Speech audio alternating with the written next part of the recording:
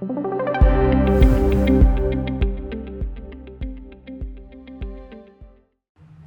everyone, I am Brahmi Kapasi and you're most welcome to Wealthy's YouTube channel. Diversification is the mantra for all of us who wants to invest, be it in equity market, debt securities, gold, real estate, commodity and so on. But let us first understand what is the difference between equity and debt security. जब भी हम equities में invest करते हैं यानी कि हम shares या स्टॉक्स बाई करते हैं तब हमें ना कंपनी की ओनरशिप मिलती है। ओनरशिप एज इन कि जब भी कंपनी बड़े बड़े डिसीजंस लेगी तो हमें ना वो पूछेगी क्या हम ये डिसीजन से खुश है या नहीं है, यानी कि हमें यहाँ पे वोटिंग राइट्स मिलते हैं और यहाँ पे जो भी हमें इंटरेस्ट यानी कि डिविडेंड मिलता है वो डिपेंड करता है कि क्या कंपनी प्रॉफिटेबल है या नहीं। अगर कंपनी प्रॉफिटेबल है तो ही हमें एक डिविडेंड मिलता है और अगर कंपनी प्रॉफिटेबल नहीं है तो हमें डिविडेंड नहीं मिलता है। जबकि डेट सिक्योरिटीज़ जो है ना वो एक काइंड का लोन है, यानी कि हम कंपनी को लोन दे रहे ताकि वो अपने डेली ऑपरेशंस को मेंटेन रख सके। इन लेमेन्स लैंग्वेज वी कैन से कि हम कंपनी को उधारी दे रहे हैं और उसके अगेंस्ट ना कंपनी हमें एवरी ईयर कुछ इंटरेस्ट पे करती है और यहाँ पे हमें कोई ओनरशिप राइट्स नहीं मिलते जैसे कि हमें इक्विटी में मिलते हैं। डेट सिक्योरिटीज़ में इन्वेस्ट करने के कुछ बेनिफिट्स है सच एज कि यहाँ पे रिस्क कम होता है as compare to equity market, क्योंकि यहाँ पे आपको एवरी ईयर या एवरी क्वार्टर ना एक पीरियोडिकली इंटरेस्ट मिलता ही है इररिस्पेक्टिव कि कंपनी प्रॉफिटेबल है या नहीं है। यानी कंपनी प्रॉफिट्स नहीं भी बनाएगी तो भी उनको आपको इंटरेस्ट देना ही है and it is a good for hedging purpose. यानी कि इक्विटी मार्केट में हम जब इन्वेस्ट करते हैं ना तो बहुत ज़्यादा रिस्क रहता है और यही रिस्क को हम कैप डाउन करने यानी कि हेज करने के लिए हम डेट सिक्योरिटीज़ में इन्वेस्ट कर सकते हैं। Debt securities can be debentures, corporate bonds, government bonds, treasury bills and so on.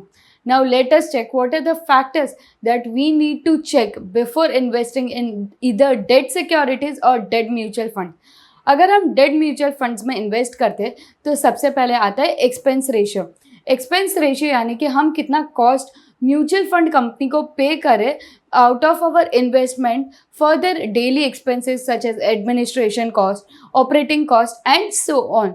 For example, if your debt security gives you an interest of 9.8% over a period of time and expense ratio is 0.7%, that means कि आपका total returns हो जाएगा 9.1% का on your debt instrument. Second आता है yield to maturity. yield to maturity calculate करता है कि अगर आपने कोई डेट फंड्स में या डेट सिक्योरिटीज़ में इन्वेस्ट किया है तो over a period of time आपको उस पर कितना रिटर्न्स मिल रहा है। It includes your principal amount plus your interest amount. अगर आप लॉन्ग टर्म के लिए होल्ड करते हो या मेच्योरिटी तक होल्ड करते हो, it calculates internal rate of return of your debt security. Debt securities और इंटरेस्ट रेट का ना इन्वर्स रिलेशनशिप होता है। अगर इंटरेस्ट रेट बढ़ता है तो डेट सिक्योरिटी का प्राइस नीचे जाएगा और अगर इंटरेस्ट घटता है तो डेट सिक्योरिटीज़ का प्राइस ऊपर जाएगा। फॉर एग्जांपल ABC कंपनी ने न्यू बॉन्ड्स इशू किए एट 6% इंटरेस्ट, तो इसकी डिमांड बढ़ जाएगी अगर मार्केट में ना 5% इंटरेस्ट वाले बॉन्ड चलते हैं तो फिर इसकी डिमांड बढ़ जाएगी और बाकी जो बॉन्ड्स है जो 5%, 5.25, 5.5% पे इशू हुए थे उसकी डिमांड एकदम ही घट जाएगी। ऑब्वियसली आप एज एन इन्वेस्टर वहाँ पे ही इन्वेस्ट करोगे ना जहाँ पे आपको अच्छे रिटर्न्स मिल रहे हो, बेटर रिटर्न्स मिल रहे हो। तो अगर आपको ऑप्शन दिया जाए कि आप 5% पे इन्वेस्ट करोगे या 6% पे तो definitely you would go 6% interest पे।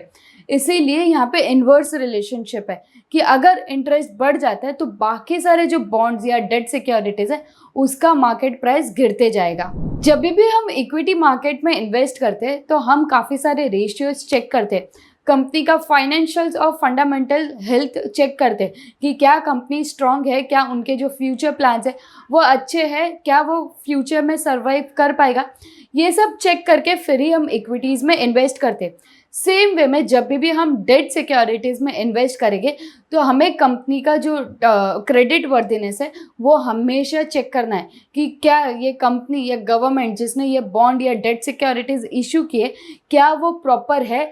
और इसके लिए ना क्रेडिट रेटिंग एजेंसीज होती है जो कंपनीज को या गवर्नमेंट बॉन्ड्स को या इंस्ट्रूमेंट्स को ना वो रेटिंग्स देती है। It starts from A triple A से स्टार्ट होता है एंड इट गोज टू सी, यानी कि एक्सीलेंट रेटिंग से पुअर रेटिंग तक। और इसके बीच में पूरा उनका लाइन रहता है कि कौन सा डेट सिक्योरिटी कहाँ पे फिट हो रहा है, यानी कि वो बहुत अच्छा है, पुअर कंडीशन में है, ओके, ये सब हम जान सकते हैं। तो हमेशा हमें कंपनी का क्रेडिट वर्दीनेस या गवर्नमेंट का क्रेडिट वर्दीनेस चेक करना चाहिए before investing in debt securities. Lastly आपको ये चेक करना होता है कि आपने जो डेट इंस्ट्रूमेंट में इन्वेस्ट किया है उसका मैच्योरिटी और ड्यूरेशन क्या है। यूजुअली जो डेट इंस्ट्रूमेंट्स रहते हैं ना वो 5 to 8 ईयर्स के लिए रहता है एंड काफ़ी सारे डेट इंस्ट्रूमेंट्स ना विथ 5 ईयर्स का लॉक इन पीरियड आता है। तो आपको हमेशा चेक करना है कि अगर आपको शॉर्ट टर्म में फ़ंड चाहिए तो अगर आप डेट इंस्ट्रूमेंट में इन्वेस्ट करते हो तो लॉक इन पीरियड है या नहीं, और ये कितने टर्म के लिए मैच्योरिटी है। ऑब्वियसली सेकेंडरी मार्केट में आप इसको बेच सकते हो, बट जब आप मैच्योरिटी तक होल्ड करते हो तो आपको काफ़ी सारे टैक्सेशन बेनिफिट्स भी मिलते हैं। Thank you for watching out this video with so much of patience. Knowledgeable लगा तो लाइक शेयर और सब्सक्राइब जरूर करना। Thank you. मैंने ना कार ली है, अब कार ली है तो 100% बनता है कि हम कार इंश्योरेंस कराएं, बट लाइफ इंश्योरेंस का क्या? A study says that 55% of millionaires don't even know about term insurance. हम सब IDV के बारे में तो जानते हैं, बट क्या आप HLV के बारे में जानते हैं? हम सब के पास अपनी फैमिलीज है और हम अपने फैमिलीज के लिए कुछ ना कुछ करना चाहते हैं और कुछ ना कुछ कर रहे हैं, क्योंकि कल किसने देखा, राइट? लेकिन क्या आपने अपने फैमिली को सिक्योर करने का सोचा है? क्या आपने उनके आने वाले कल को सुरक्षित बनाने के लिए कुछ सोचा है? I am going to tell you 3 things that will give you कि why term insurance is important and क्यों आपको term insurance आज ही करना चाहिए। So let's get started। सबसे फर्स्ट रीजन है अपने फैमिली को, अपने पेरेंट्स को सिक्योर करना। ज्यादातर लोग जब भी टर्म इंश्योरेंस वर्ड सुनते हैं तब वो अपने बच्चे और वाइफ के नजरिए से देखते हैं, बट उन पेरेंट्स का क्या जो हमारे पे डिपेंडेंट है? क्या उनकी कुछ जरूरतें नहीं है?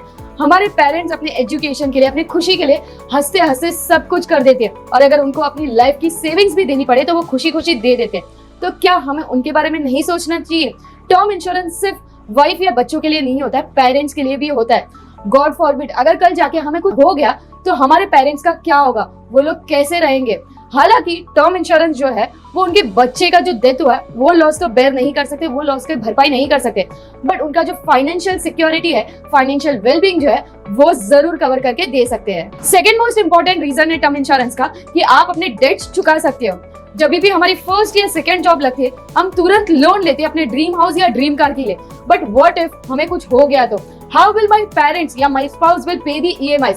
यहाँ पे काम आ जाता है टर्म इंश्योरेंस, क्योंकि अगर आपने टर्म इंश्योरेंस लिया है और आपको कुछ हो जाता है तो आपका जितना भी कवर्ड अमाउंट है, सम अश्योर्ड अमाउंट है, वो आपके पेरेंट्स को या स्पाउस को मिल जाएगा एंड उससे आप इजीली आपके जो भी लोन्स EMIs चल रहे वो आप पे ऑफ कर सकते हो। थर्ड मोस्ट इंपॉर्टेंट पॉइंट है कि यहाँ पे ना जो भी टर्म इंश्योरेंस रहते हैं वो लो कॉस्ट प्रीमियम वाले रहते हैं, यानी कि रीजनेबल प्रीमियम पे हमें मिल जाते हैं। जब हम यंग और हेल्दी है तो हमें जो टर्म इंश्योरेंस कंपनी है यानी कि जो इंश्योरर है वो हमें लो कॉस्ट प्रीमियम्स ऑफर करती है।